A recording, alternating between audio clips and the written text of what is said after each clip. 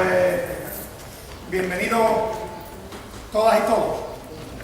Y agradecer la presencia de Andrés y de Maribel, que son los autores del libro y que además son los técnicos de las fosas de cama, de las diferentes fosas. Para que nos situemos, está por aquí el amigo Chema, Antonio Grado, que es el presidente de la Asociación de Andalucía, Eloísa, del Archivo Histórico de Comisión de la Obrera y miembro también de esta Junta Directiva, Pepe Barragán, que también es miembro de la Junta Directiva de Andalucía. Por allí he visto a Cecilio, está tapado la columna, con lo cual tenemos una representación. Hombre, están también ahí que tienen su mérito. Pepe Castro y Miguel, esos son los que sacan al final los cuerpos, esos que están ahí. Pues, dicho eso, esperemos que este libro, que es un libro importante y claro, por cierto, jóvenes, pues me expliquen ellos el contenido. Recordaros lo mismo del otro día, el día 19 de julio, a las 8 de la tarde, empezamos la marcha del acto de los mineros. Muchas gracias. Bienvenidos y bienvenidas a este acto organizado por la Asociación Memoria, Libertad y Cultura Democrática, la filial de CAMA, como dice siempre mi presidente. En esta ocasión queremos realizar un encuentro con los autores de un libro publicado recientemente y que reconstruye y reformula los datos de la historia más reciente. La asociación y el movimiento memorialista entiende que la historia tiene que ser de nuevo reinterpretada por nuevos investigadores que desde una óptica más científica y objetiva puedan ofrecer datos veraces y reales de lo que sucedió durante la guerra y la represión franquista.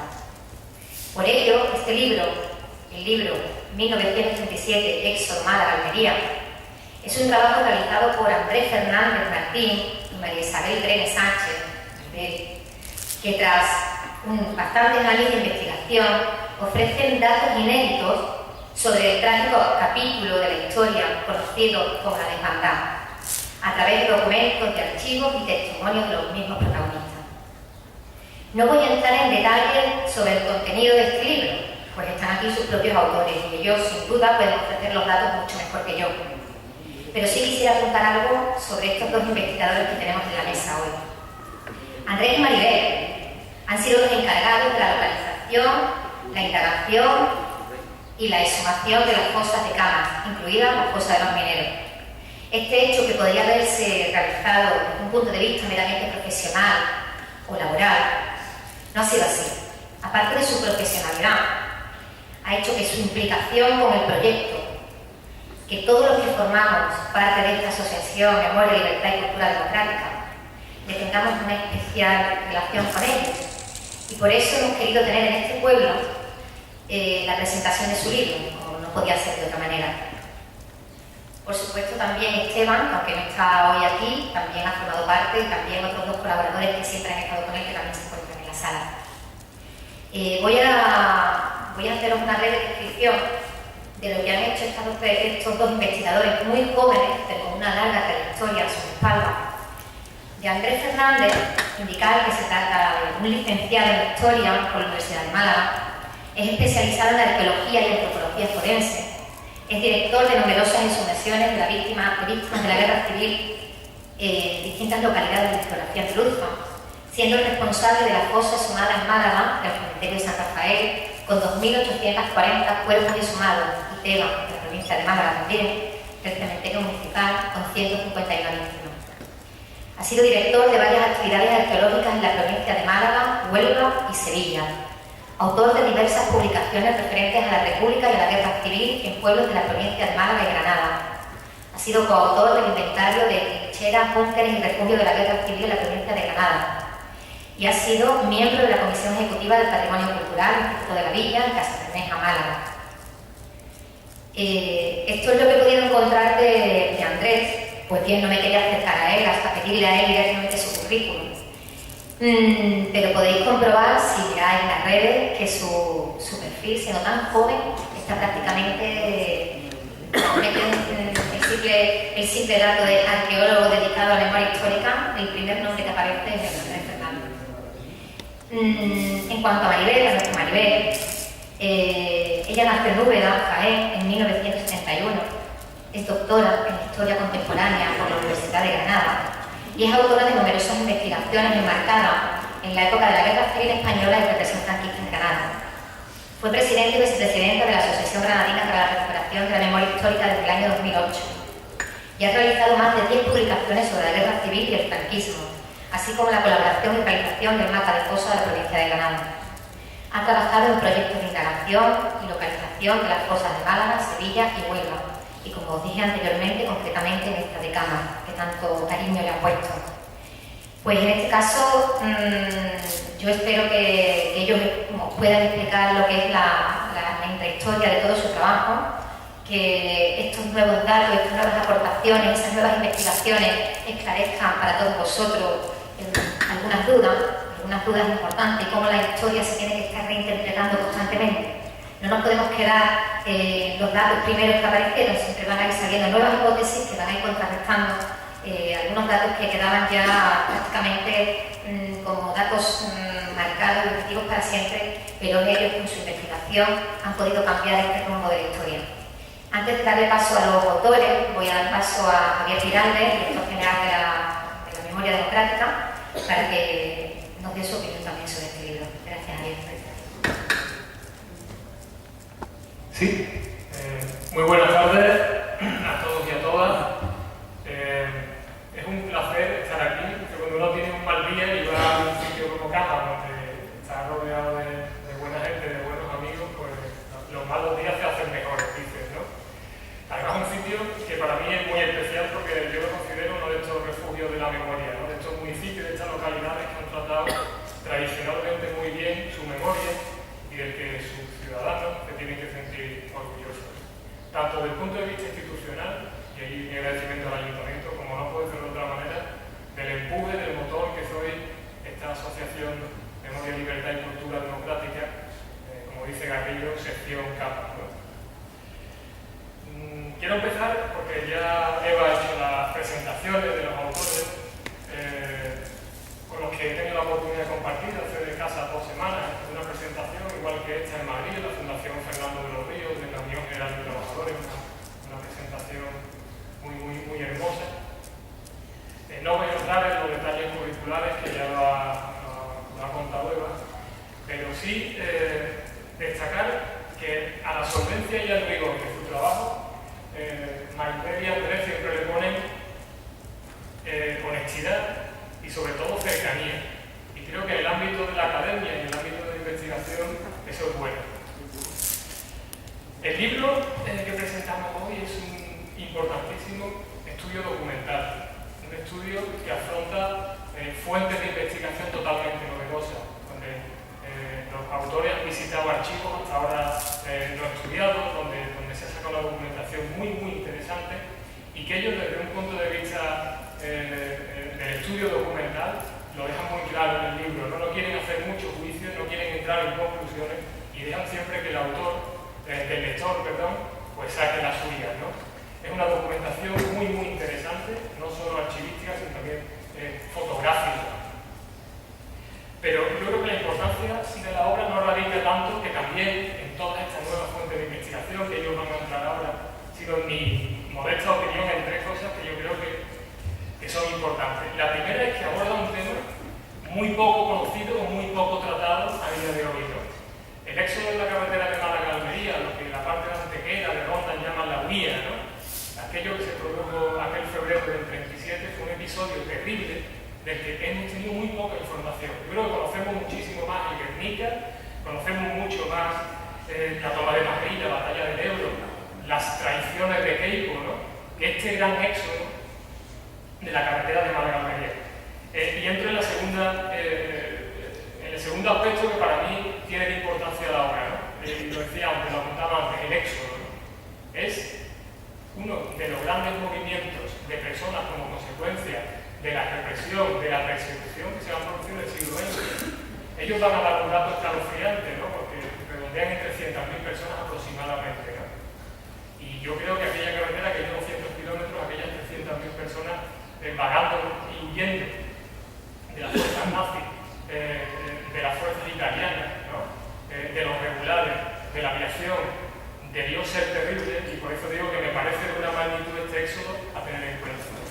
Y la tercera parte, que también contextualiza lo que fue la guerra civil en el ámbito internacional.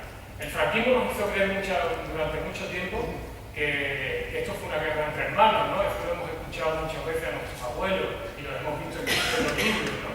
Pues yo creo que este libro también pone en situación esta magnitud de la guerra internacional, de que el franquismo fue de que la guerra civil y la sublevación y el golpe militar fue un banco de pruebas a nivel internacional.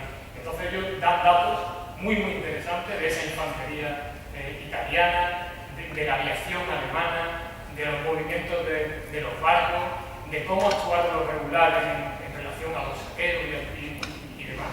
Entonces digo que es importante esta tercera parte del contexto internacional en el que podemos observar también la guerra civil y que en este libro pues, nos da razón. Yo termino con dos cosas. La primera es una anécdota cruel que hay en el libro, ¿no? Y que ellos van a desarrollar, pero también, y siempre se lo digo, lo que más me llamó la atención, ¿no? Y es una conversación entre un piloto, ¿no? Y los mandos, ¿no? Un piloto franquista y los mandos, ¿no? En el que el piloto le dice al mando, ¿no? En el puesto de mando, le dice, oye, lo digo coloquialmente, ¿no? Es población civil, son mujeres, niños, y el mando le contesta adelante. Y claro, sorprendido lo repite otra vez, ¿no? Le dice, oye, es población civil, son mujeres, niños, adelante, ¿no? Y descarga no sé cuántas toneladas de munición, ¿no? Yo creo que Maribel y Andrés lo cuentan ahora mejor que yo. Digo una anécdota cruel y por último una reflexión, ¿no? Que también yo creo que en el libro a mí me llama mucho la atención, ¿no? Es esta gran mentira del lenguaje, ¿no? Aquello del ejército nacional, ¿no? El ejército nacional era el que huía en burro, cargado con sus enseres, con la poquita cosa que tenía, madres, mujeres, niños, abuelos que murieron por el camino, ¿vale? El ejército rebelde, mal llamado nacional, era de los italianos, es de los alemanes, es de los moros, los regulares. Esas grandes mentiras de la historia, que el franquismo nos repitió una y otra vez, y que creo que entre todos tenemos que hacer un esfuerzo para ir ayudando a enterrarlas. ¿De acuerdo? Yo nada más, agradecer muchísimo la presencia y le paso una palabra a los autores que es lo que tienen que hablar realmente.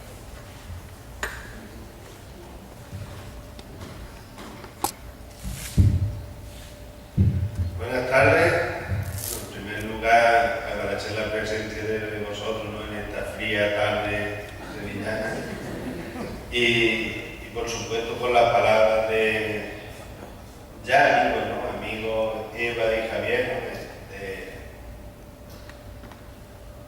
A pesar de conocernos a menos tantos años, pero el haber afrontado estos proyectos con esta envergadura y haber sufrido y haberse alegrado de forma satisfactoria por los resultados, pues la verdad que es un honor. Y a la asociación, pues, tanto la de Andalucía como la filial de Cama, en el momento que nos propusieron de presentar este libro aquí en Cama, pues automáticamente mirar la agenda, no teníamos nada y confirmamos con Batalloso pues, que aquí estábamos y aquí estamos. Sin más preámbulos, pues vamos a entrar en materia. Como es sabido, el golpe militar de 1936 no triunfa, consecuencia de ello fueron los 3 años de guerra que sufrió España. Con esta investigación nosotros nos centrábamos en la batalla de Málaga, desde finales de 1936, cuando Queipo de Llano contaba ya con contingentes regulares, con los voluntarios italianos, se veía capaz de realizar la ofensiva sobre Málaga, ya digo, a finales del 36, el año 37 pues, empieza ¿no? Por la batalla de Málaga, y la cronología, la horquilla temporal que utilizamos, que estudiamos hasta el día 10 de febrero, que es cuando se establece el frente en Motril, que dura hasta el final de la llamada Guerra Civil. Nosotros nos gusta llamar Guerra de España porque más que guerra civil fue una guerra internacional mencionado, participaron potencias de distintos países, participaron no solamente en la guerra, sino también en la batalla de Málaga, como vamos describiendo en este libro. La apertura de muchos archivos, de muchos documentos, hasta ahora inéditos, o por no haberlos localizado los buenos historiadores, los que tenemos en Andalucía, pues nos ha permitido no conocer momentos y detalles sobre este éxodo de Málaga a Almería. Sobre este episodio, recalcar que es el episodio más trágico de la Guerra Civil Española. Como bien ha dicho Javier, se habla de Guernica, la misma importancia tiene una víctima que 12.000, pero en Guernica fueron 400 víctimas por los bombardeos nazis, o 200 en Játiva, pero aquí el número de víctimas es superior. Como digo, se ha escrito de forma distinta sobre este periodo. Los historiadores pues entendemos que nos formulamos preguntas, ¿no?, en torno a un pasado general, particular como en este caso, digamos, para intentar resolver estos interrogantes. Entonces, con este libro pues nos proponíamos la creación de estas nuevas fuentes, de estas nuevas fuentes de investigación hasta el momento inéditas, para el estudio de la conocida carretera de la muerte. El episodio, como digo, lo recalco, hasta que no haya una documentación que diga lo contrario, es más trágico y es más vil de nuestra guerra. Dicho esto,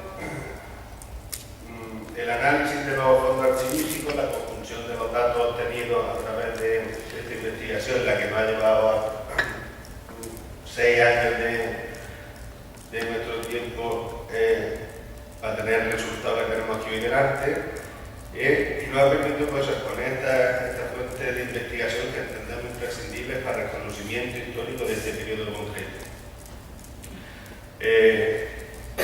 Siempre hemos tratado desde una óptica rigurosa, o al menos esa ha sido nuestra intención, y profundizando tanto en los aspectos militares como en los aspectos sociales de este episodio, con el objetivo de demostrar con detalle los acontecimientos ocurridos, ¿no?, en esta fatídica fecha. Se empezó oficialmente, según la documentación rebelde sublevada, el 10 de enero del 37, avanzando, las distintas columnas avanzando desde Estepona, en la parte occidental de la provincia, hasta Lama, con las distintas columnas de efectivos, tanto italianos como otros no italianos, y acorralando a la población en Málaga y solamente dejando ver la vía de escape por la costa desde Málaga a Almería. Un éxodo provocado un poco la persecución de estas fuerzas rebeldes, y estas criaturas pues emprendían, ¿no?, desesperadamente una huida. En palabras de Norma Cuestión, una marcha forzada a pie, la más terrible evacuación de una ciudad que hayan visto en nuestros tiempos. Norma Cuestión, como sabemos, brigadista internacional, médico canadiense, que al enterarse de este episodio se viene a Almería e intenta socorrer principalmente, le da prioridad a los niños y a las personas mayores para salvar la vida.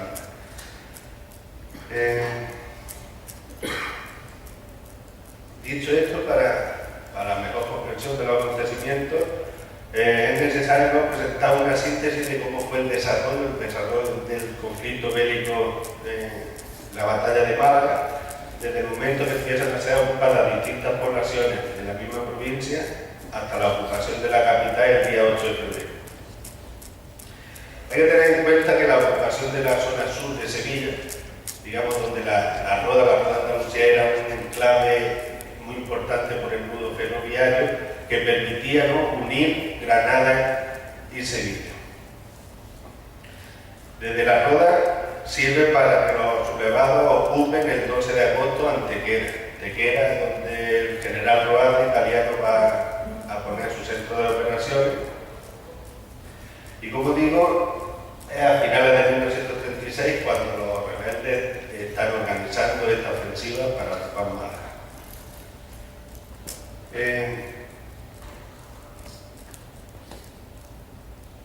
En el libro vamos desarrollando, es un libro en el que no sacamos conclusiones, ni la más mínima reflexión, solamente los datos oficiales de los distintos archivos, tanto militares como civiles, de distintas administraciones. Hemos ido ordenando de orden cronológico y interrelacionado entre los dos ejércitos. Digamos, en el momento que lo que estaba pasando en la línea de un frente, a la misma hora, ese mismo día, esa misma hora, teníamos también qué estaba ocurriendo en el otro.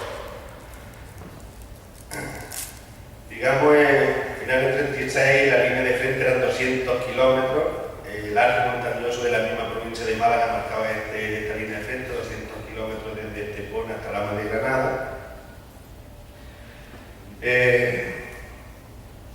Como digo, fueron avanzando hasta el Pan Málaga sobre la cantidad de la columna humana que caminaba a pie en su inmensa mayoría, otros marchaban a mulo y los menos en vehículos. Una huida apresurada, obviamente para salvar la vida, y vuelvo a citar a Betiú, y lo que quiero contar es lo que yo mismo vi: 150.000 hombres, mujeres y niños que huyen en busca de refugio hacia una ciudad situada a 200 kilómetros de distancia, Almería. Esta cifra era la que, por la historiografía actual, era dada por buena. Tendríamos que, cuando tú vienes de Almería, en sentido contrario, como van estas criaturas buscando refugio. Esta cifra nos hacía o nos planteaba preguntas. Pues este interrogante, esta pregunta y otras más es lo que nos dan pie a realizar esta investigación.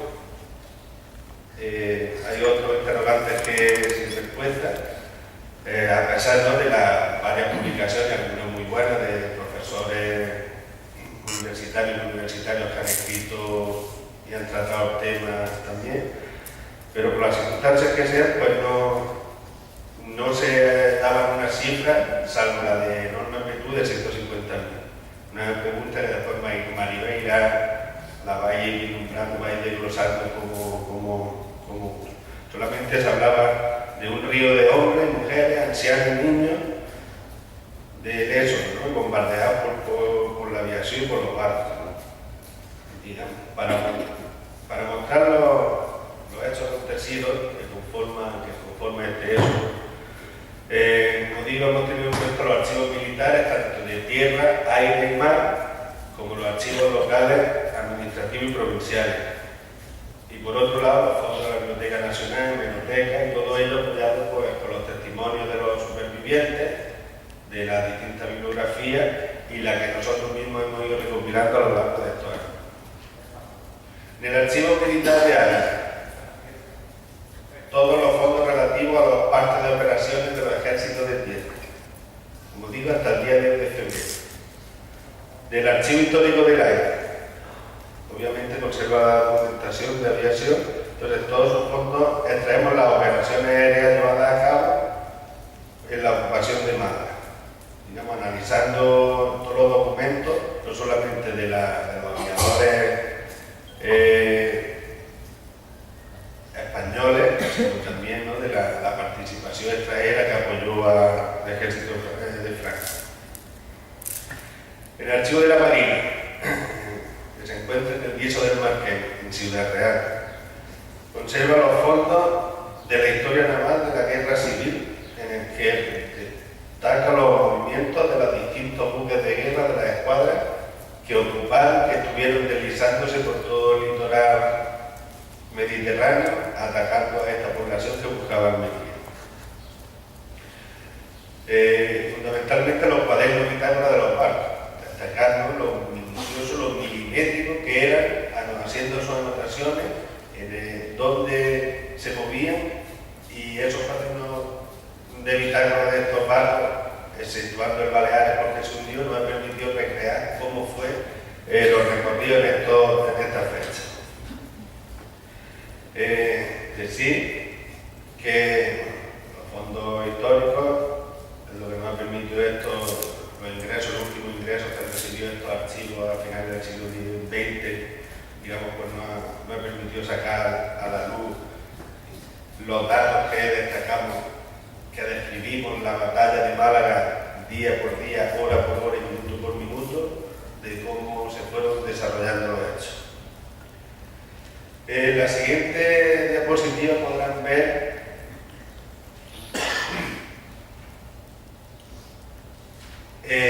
el avance de las columnas, ¿no? Cómo fueron, para que veáis gráficamente cómo fue la ocupación de Málaga, utilizando las vías de comunicación de la Málaga. Por la costa teníamos la columna del coronel Borbón, que apoyado con estos buques de guerra, como digo, el Canarias, el Baleares y el Cervera, y había otras, muchas más embarcaciones, pero eran los buques de guerra de mayores dimensiones con los que iban bombardeando delante de las tropas, bombardeaban, abrían camino para que avanzaran las tropas de tierra.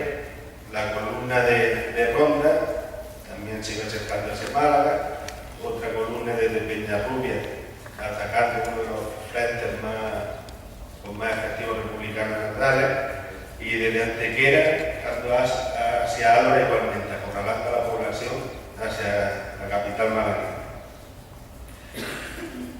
Los italianos, el avance de estas columnas la organizaron en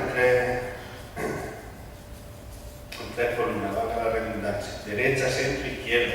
Obviamente para los efectivos republicanos el orden era a la inversa. Por consiguiente, los fondos militares resultan fundamentales, ¿no?, para conocer la historia de Málaga en este periodo. Y como digo, interrelacionando la documentación de los efectivos sublevados, de los efectivos gubernamentales, interrelacionando, como digo, horas y minutos, día a día de lo que estaba ocurriendo en aquella fecha. Y como pueden ver, pues solamente la única vía de escape que le quedaban a estas miles de personas era la carretera de Málaga a Almería, como decía, 200 kilómetros a pie. En la siguiente imagen podéis ver un gráfico, como digo, de las operaciones navales y aéreas.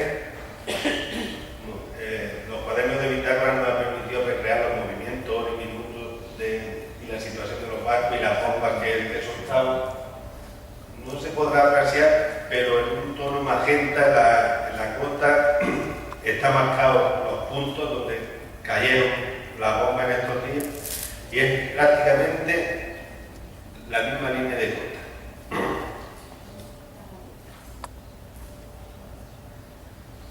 Como digo, para este libro de gran medida de fuentes se han consultado y contrastado los distintos archivos de distintas bibliografías, y analizando la batalla de Málaga, que citando a Vivo, los historiadores, estaba escrito que la República tenía que perder una campaña y era ella. Entonces, partiendo de esta premisa, que son la base de este libro, nos han ayudado a reconstruir, como digo, con detalle, 10 minutos, lo que aconteció en la ofensiva final de Málaga. En la actualidad la historiografía aún debate las causas que hicieron posible que Málaga se perdiera o se pudiera haber defendido por la parte gubernamental mejor. Y es otra de las cuestiones que se nos planteaban y que la vamos, a lo largo de este libro, se va viendo, se va esclareciendo cuáles son los motivos. Pero ya digo, las conclusiones la saca el mismo lector, nosotros no hacemos otras reflexiones, como digo, todos los datos buscados y que el mismo lector. Y para terminar mi intervención, sí me gustaría citar cómo empieza el libro, en palabras de Federico Angulo Vázquez, capitán del Cuerpo de Carabineros, en uno de sus informes. El espectáculo de la carretera, desde Almería hasta Álava, es algo que no encuentro palabras con que explicar. La peregrinación de cerca de 200.000 personas, desde Málaga a Almería, es algo que no tiene precedente en la historia de las evacuaciones de la guerra. muertos por la carretera de frío, hambre y cansancio, mujeres con niños en brazos y con los pies enormemente desfigurados y llenos de llagas, caras famélicas. Muchas gracias.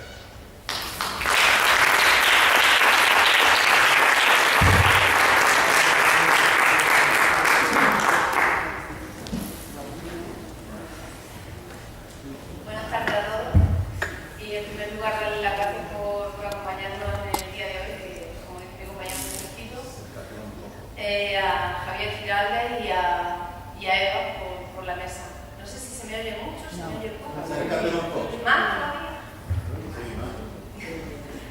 Bueno, pues yo lo que tengo que comentarles es que este libro, como bien ha dicho Andrés, es bastante diferente a los libros de historia que estamos acostumbrados.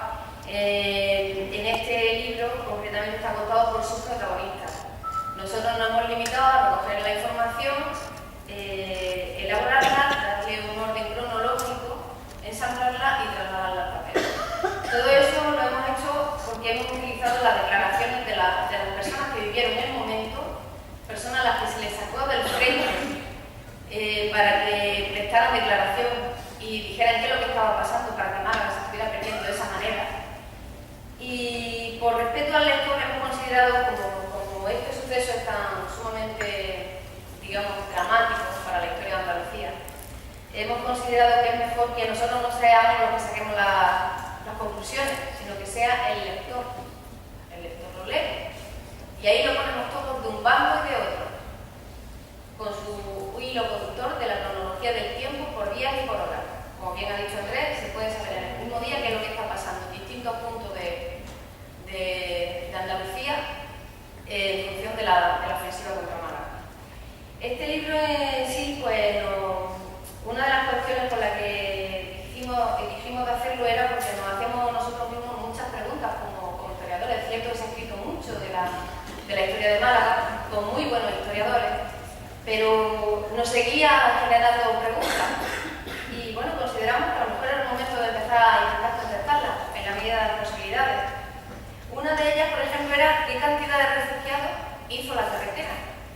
Porque sí se hablaba, pero ¿cuántos? ¿Y de dónde venían? Y si me lo permite, le voy a hacer una presentación que yo creo que así gráficamente queda más claro y es un poquito más ameno, por lo menos. Aquí tienen Andalucía y se dan cuenta que hay flechas que se dirigen a Málaga. Esas poblaciones, Huelva, Sevilla, Cádiz, Málaga, Córdoba, concretamente Málaga, ¿no?, ya fueron tomadas por las fuerzas franquistas el 18 de julio. Esa población empieza a huir ya desde el mismo 18 de julio del 36 buscando refugio. ¿Dónde lo hacen? En Málaga. O sea, ya los que hicieron la carretera no eran malagueños, hay que partir ese mito, había mucha gente. Prueba de ello es que el Comité de Refugiados, con una población que ya tiene Málaga de 180.000 y 190.000, el Comité de Refugiados dice que ya en los meses del 36 cuentan con 90.000 refugiados de fuera, que no de la misma provincia de Málaga, de fuera. Y eso es solamente un dato a modo de muestra. Otro ejemplo es la declaración de este señor, que es de un pueblo de Jerez de la Frontera, que, como él mismo dice, vio que no dejaba de pasar mucha gente con dirección hacia Málaga, y el declarante se unió por último a la columna, se fue para Marbella, Fuengirola y acabó en Málaga. Y una vez que estaba en Málaga, vio que también los habitantes de Málaga huían en dirección a Almería, y él también se unió a esa columna. Pues como este señor, había muchísimos refugiados. Por eso hay que acabar con ese mito de que la columna era solamente malagueña. De ahí la cifra. Siempre se ha contado con la cifra de Norman Betún, que era de 150.000, pero Norman Betún se quedó, como ha dicho el compañero Andrés, él empezó la ruta al contrario, es decir, él intentó desde Almería llegar hasta Málaga, hacer el sentido inverso. Pues en el momento del conflicto él no pudo llegar hasta Málaga, se quedó más o menos, para los que no conozcan la geografía granadina, por donde tienen ustedes el punto amarillo. Se evitó ver todo lo que tenía por delante de él. Y si entonces no quedamos con que llegaron 150.000, significa que 150.000 salieron y 150.000 llegaron. O sea, no murió nadie con la carretera.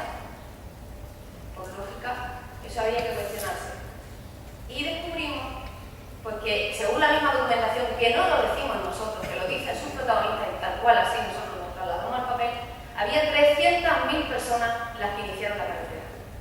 No 150.000, justamente todo. Esta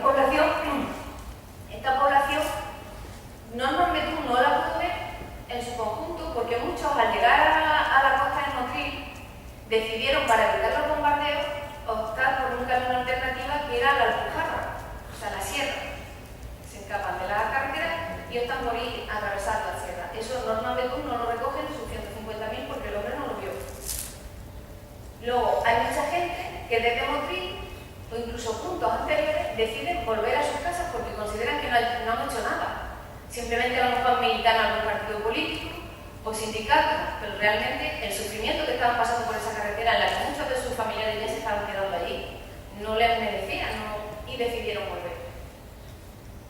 Luego hay que tener en cuenta la cantidad de población que muere en la carretera, cifras que tampoco están sujetas a los 150.000 de Norman Betún, lo cual quiero decir con todo ello que si nos agarramos a la cifra de 150.000 tenemos que obviar todos los otros factores.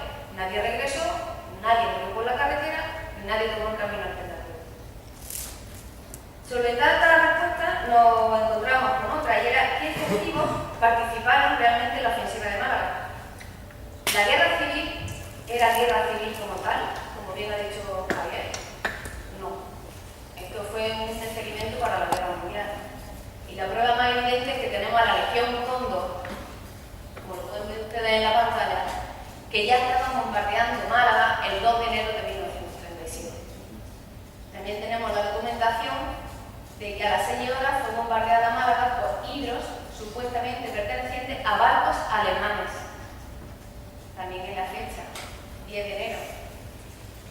Por último, tenemos el documento del general Mancini ofreciendo el envío de 20 compañías de voluntarios para la operación de la ocupación de Málaga. O sea, esto no era una guerra civil. Los medios no eran equivalentes. Luego también tenemos, por ejemplo, otra pregunta que queríamos contestar y que creo que la conseguimos, y es el hecho de que si la población civil fue considerada por las fuerzas nacionalistas como un daño colateral necesario. Aquí viene la anécdota que lamentablemente ha comentado Javier antes. Desgraciadamente, sí, la población civil era un daño colateral necesario. Y aquí viene la conversación del piloto, que en cuestión de escasamente 5 minutos sigue avisando de que lo que está viendo por Motril, por Vélez, son numerosos fugitivos, y camiones y fugitivos.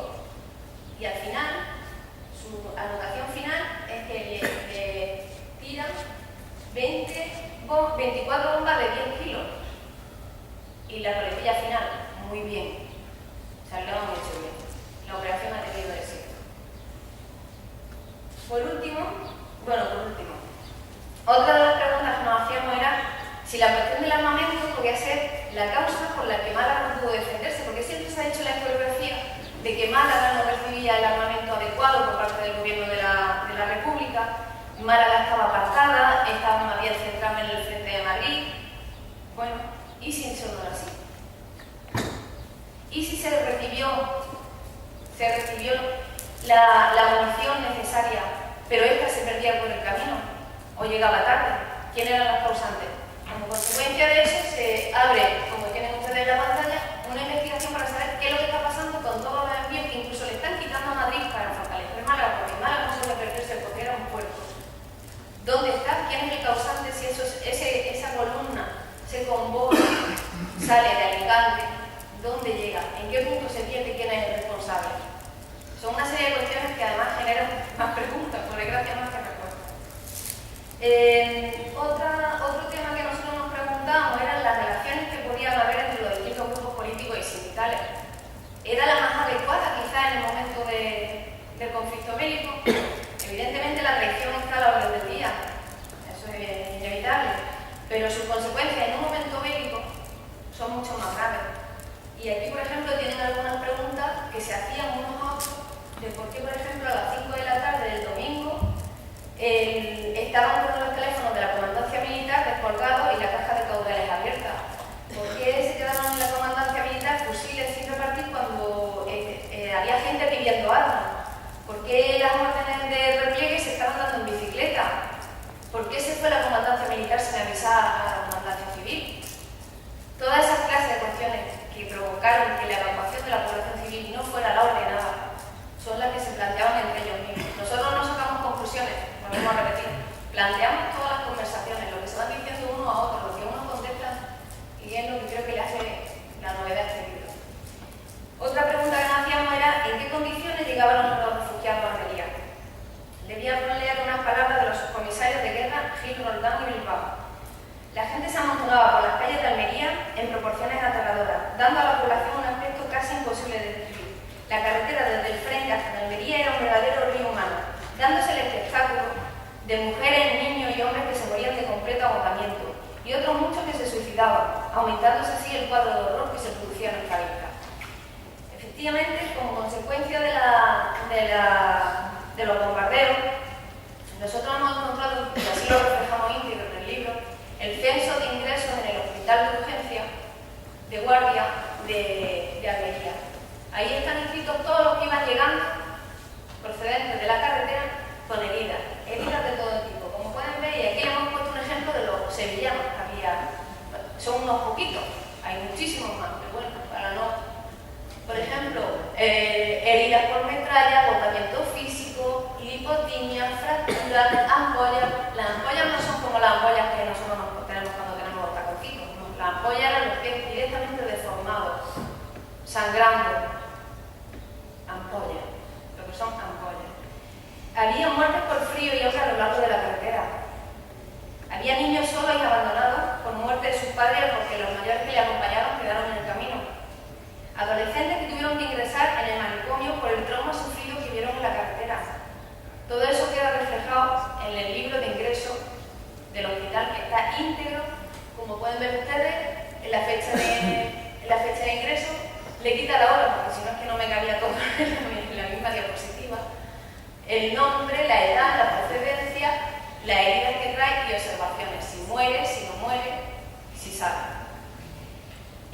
Otra pregunta que nos hacíamos era, bueno, aparte de los que llegaron a Almería, ¿qué pasó? O sea, llegan al hospital, pero ¿qué pasa con los que van llegando a Almería?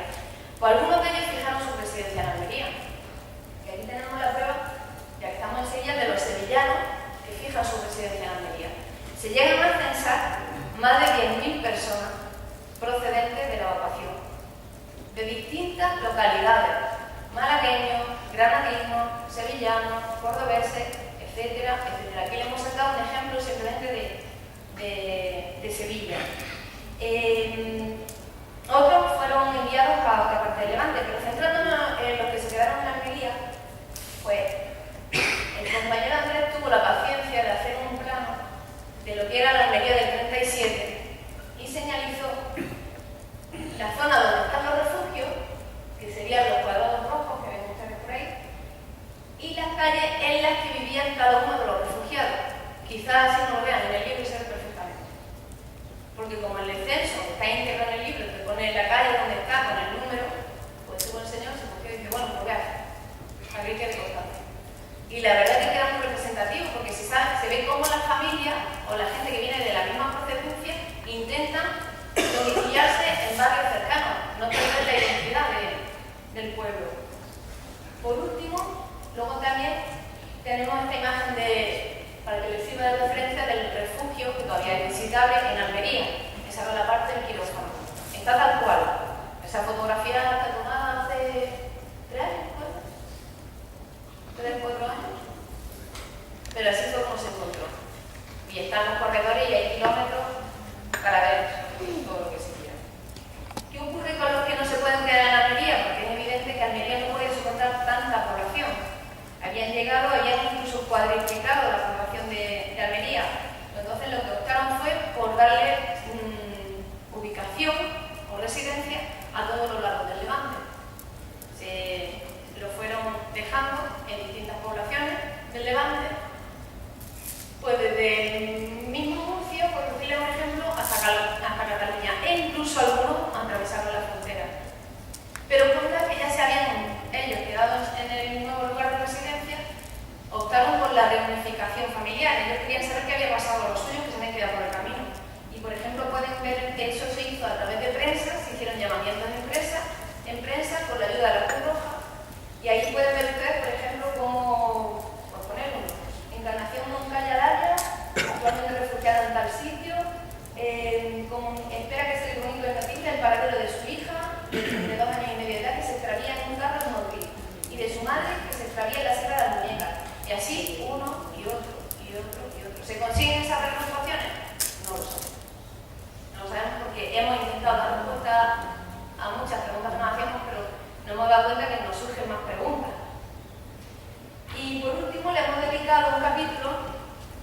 a las pérdidas materiales ocasionadas por los bombardeos aéreos y marítimos en las distintas carreteras que fueron utilizadas para la ofensiva de Málaga.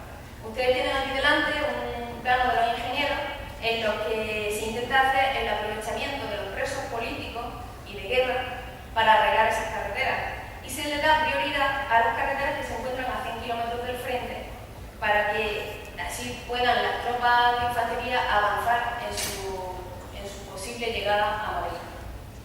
Es decir, usan mano de obra esclava de presos políticos y presos de guerra. Y con esto, pues yo creo que estas cuestiones son las que hemos intentado darle respuesta en el libro. Quedan muchas porque nos va cuanto más se leen más preguntas surgen, pero bueno, para que sea un poquito más ameno, si me lo permite, le vamos a poner un vídeo en el que le resumirá con imágenes lo que consiste el libro en sí.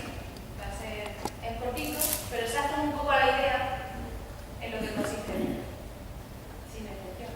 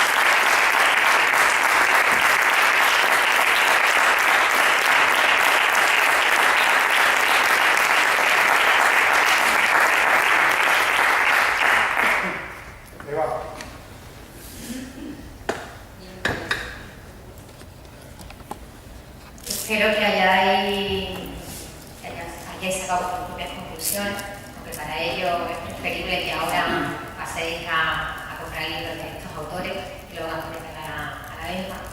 Y espero que, bueno, que sea de vuestro interés sobre todo que volvamos a encontrarnos aquí con nuevos temas y con nuevas investigaciones sobre nuestra historia y la recuperación de la verdadera historia. Gracias a todos por vuestra asistencia y buenas tardes.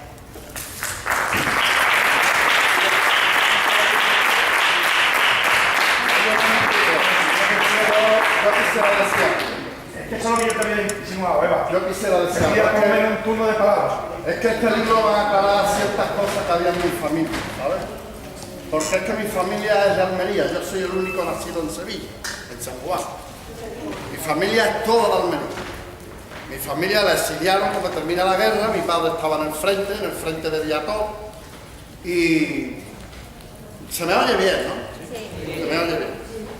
Y entonces, pues, hay dos cosas que cuando yo era pequeño mi madre me decía, mi padre se exilió después en Marruecos, vino a morir a Málaga, y yo creo que esa es una de las razones. En vez de ir a morir a Almería, en el año 74, mi padre cuando muere con una nueva mujer que tiene en Marruecos, y 3 hijas, y viene a vivir y viene a morir a Málaga. No se va a Almería a morir, no se va a su tierra, se va a Málaga. Que es otra de las incógnitas que este libro a mí a niveles familiares me resuelve.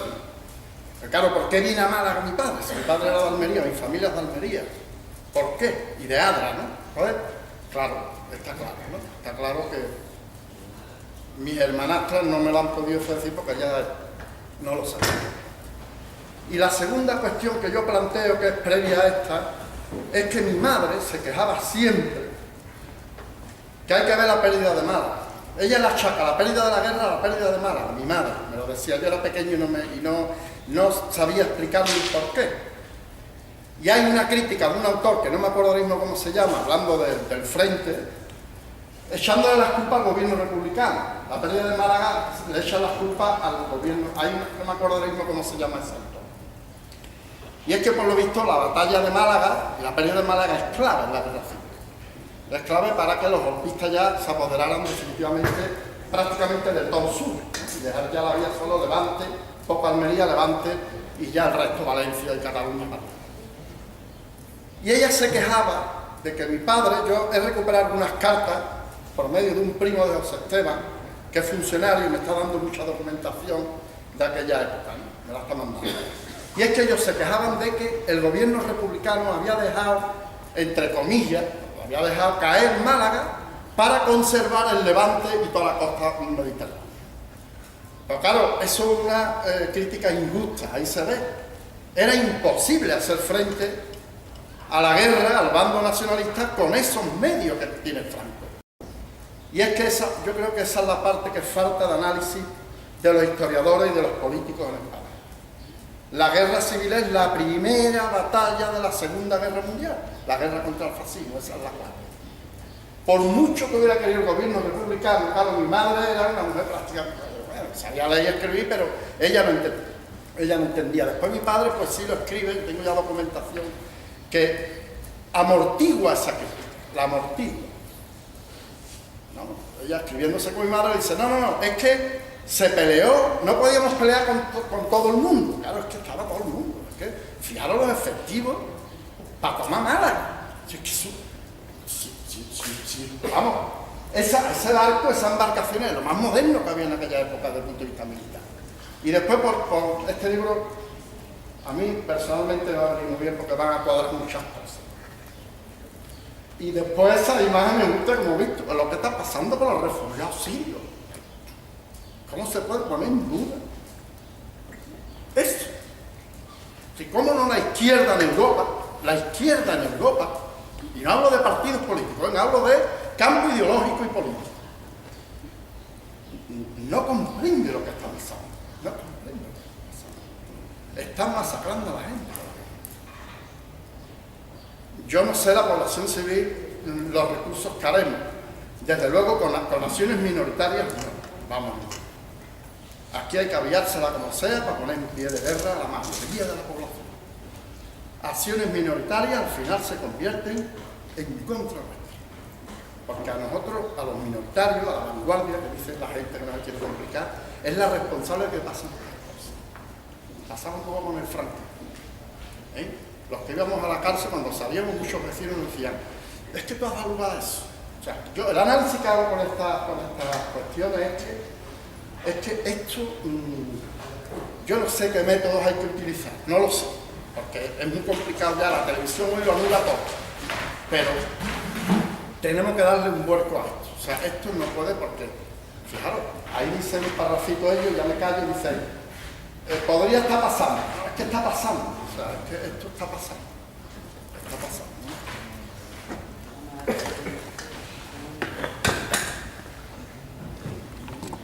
¿Hay más palabras?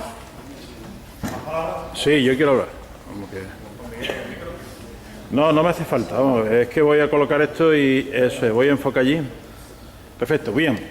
Yo quisiera aprovechar la oportunidad de esta presentación, de este trabajo de investigación para tres cosas. La primera, evidentemente, agradecer sumamente pues, el esfuerzo que jóvenes generaciones de historiadores están haciendo para poner en evidencia qué fue lo que sucedió en nuestro país y qué es también lo que está conectado con este presente que vivimos, dejando en nuestras manos las reflexiones, las interpretaciones que podamos hacer de ello. Me parece que es un trabajo extraordinariamente digno, extraordinariamente importante, sobre todo cuando viene de los jóvenes, ¿no? Cuando viene de gente joven que está recién graduada o que tiene poco tiempo de profesión, me parece que es un gesto muy loable.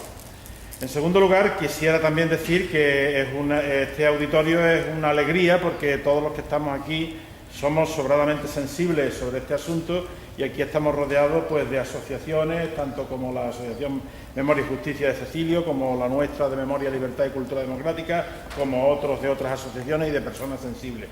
Es decir, nosotros estamos ya, diríamos, bastante sensibilizados con este asunto y venimos porque esto nos llena de emoción, nos llena de indignación, nos llena de recuerdo y nos llena también de fuerza y de esperanza para seguir trabajando sobre estas cosas. Pero claro, yo la tercera cosa que quiero decir, no quisiera irme de aquí sin decir públicamente de que no basta con que seamos feligreses de una sensibilidad alcanzada a lo largo del tiempo, porque nosotros hemos tenido esa capacidad o esa sensibilidad de ser éticamente responsables con esto, con esta tragedia. No basta con eso. Tenemos que ir dando pasos para que estos trabajos de estos jóvenes historiadores y este empeño de las instituciones de la cultura, tanto de la ciudad de Cama como de la Consejería de Cultura de la Junta de Andalucía, de divulgar estas cosas, lleguen a toda la ciudadanía. Lleguen a toda la ciudadanía a través de ¿qué medios? Pues hay tres medios muy claros. El primer medio es la escuela, los institutos de educación secundaria, el currículum escolar, la formación histórica y la educación histórica y la educación en lo que ha sucedido realmente en nuestro país. Yo creo que tienen la responsabilidad las autoridades gubernamentales en educación de vehicular las puertas y los caminos para que esto llegue a la escuela, a los institutos, porque ya está en las universidades. Es decir, son las universidades, en este caso, la vanguardia de la investigación. Pero hace falta también una vanguardia de la divulgación, hace falta una vanguardia de la popularización y hace falta una vanguardia de la formación y de la educación en las instituciones educativas. Si esto no llega a las escuelas, con todos mis respetos, nos vamos a quedar todos muy sensibles, muy indignados, pero esto no va a impregnar el tejido y la personalidad de las nuevas generaciones. La segunda medida es la de los medios de comunicación. Esto tiene que salir en todos los medios de comunicación.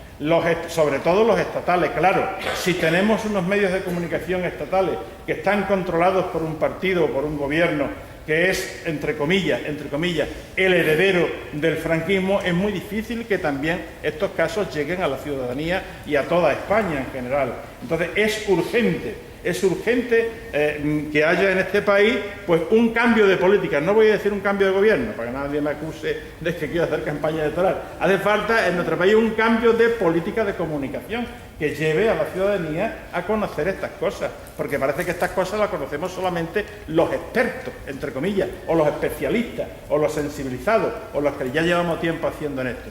Y después la tercera cuestión es que actos como la presentación de libros, como la realización de conferencias, como el visionado de películas, como el tener en las redes o páginas web, deberían formar parte también de la política de comunicación y de la política cultural de los municipios.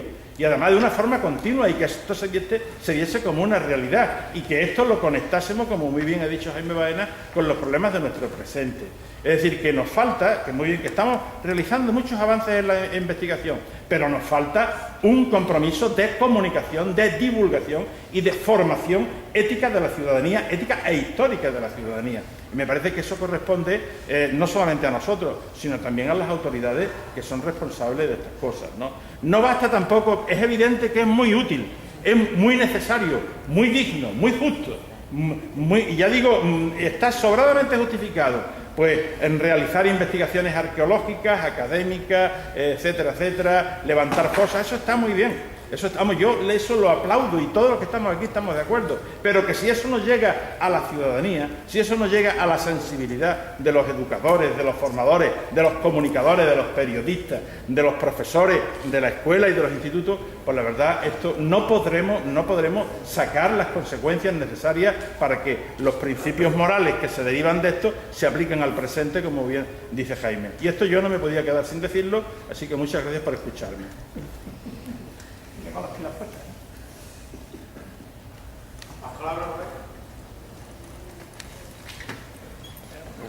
Me voy a animar a hablar. Yo llegué aquí por una invitación de Facebook del amigo Francisco Marín. Yo soy argentino. Hace 16 años que vivo en... ¿Se me escucha? Sí. Hace 16 años que vivo en España y mi abuela era de Cádiz. Bueno, mi bisabuela, perdón. Mi bisabuela era de Cádiz y en mi familia siempre estaba presente el nombramiento de la Guerra Civil Española y fue siempre algo que me llamó muchísimo la atención de pequeño. Cuando, por cuestiones familiares, me vine en el año 2000 aquí, lo primero que hice fue ponerme a investigar, perdón por meterme en vuestro terreno, y a través de Paul Preston, de Jan Gibson, creo que es el nombre, ¿no? Son hispanistas. Fui conociendo y justamente si algo me llamaba la atención es cómo no había libros tan conocidos que hablaran del éxodo de Málaga a Almería. Entonces yo en este momento lo único que me hace es el agradecimiento total por ese laburo, ese trabajo inmenso que han hecho. Y nada, agradecerlo de corazón porque creo que es necesario y creo que la sociedad tiene cierta desidia con este tema. Recién ahí el amigo decía que hay que buscar canales para llegar a la gente. Es la gente la que a veces no busca los canales también, porque uno tiene la elección desde el mando del televisor hasta el ratón del ordenador de qué es lo que quiere ver y qué es lo que quiere informarse. Entonces yo creo que hay que despertar un poquito la inquietud en las generaciones que vienen llegando y bueno, se me acaban las palabras. Muchas gracias por estar aquí. Gracias, Francisco, por invitarme.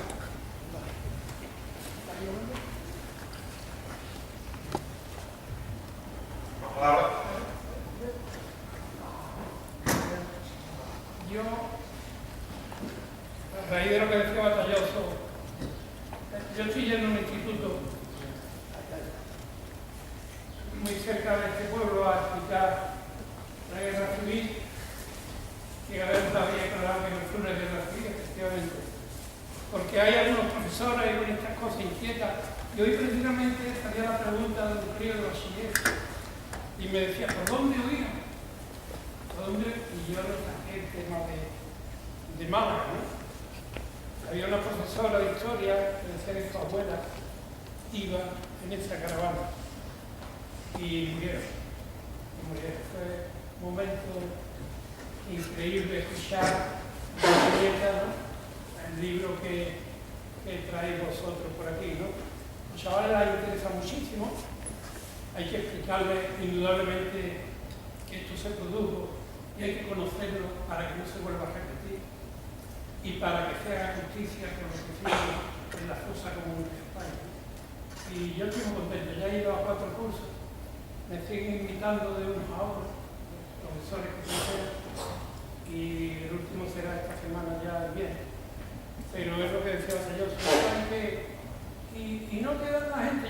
Yo lo único que llevaba una fotografía de UNESCO y digo, ¿esto dónde dice? Los sirios, los chiquillos. Digo, no, esto pasó aquí en España, una foto que yo tengo de Lesbos, en la frontera de Francia.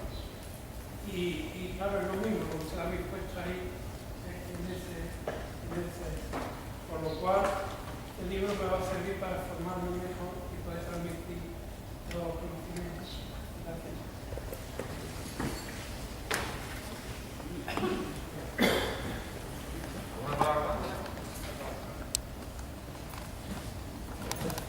Pues nada, pueden pasar por aquí ahora para el libro.